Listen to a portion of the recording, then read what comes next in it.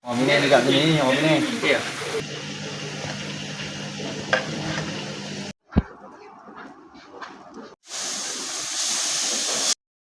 Bang, saya orang kawan-kawan saya ni orang kampung bang. Alamak. Kami pun duk tengok cerita Mak Saleh pagi kan nak makan benda-benda western ni bang. Boleh nak tolong kami ke? Aish.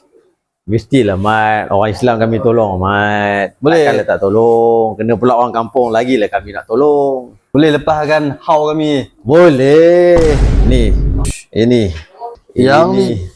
Chef ni punya portion mesti mahal bang. Mana nak mampu bang. Mak ai Mat. Cermat sikit Mat. Inilah yang paling murah Mat. Dekat pasaran ni pun paling murah ni.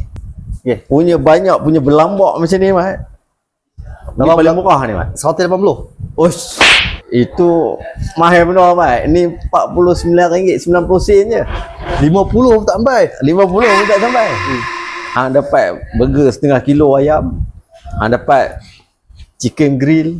Hang dapat spaghetti carbonara. Hang dapat chicken tender 6 pieces. Kentang bersalut tepung. Oh, ni menu baru weh. Ni menu baru dia Yazid Burger Mat.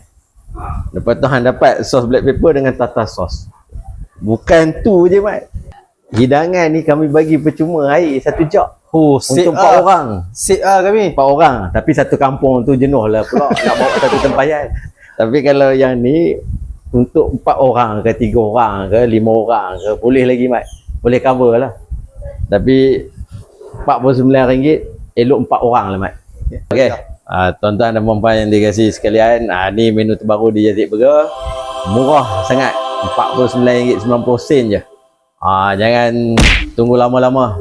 Nanti lama-lama dia diambil orang. Tu lagu bang. Bukan promosi. Ingatkan promosi. Sorry. Kalau hampa nak order set ni, hampa boleh bagi tahu dekat kaunter. Kami nak order set ayam platter. Apa lagi orang kampung? Jom, mai apa kena. Burger ayam platter. Paling murah, paling sedap, paling cermat. Untuk harga yang kami tawarkan tu makan di sini saja. Tapi kalau siapa-siapa pelanggan yang ingin bungkus take away dia punya hidangan set burger ayam platter ni, kata kos sebanyak RM5 yang dikenakan. Apa boleh share-share?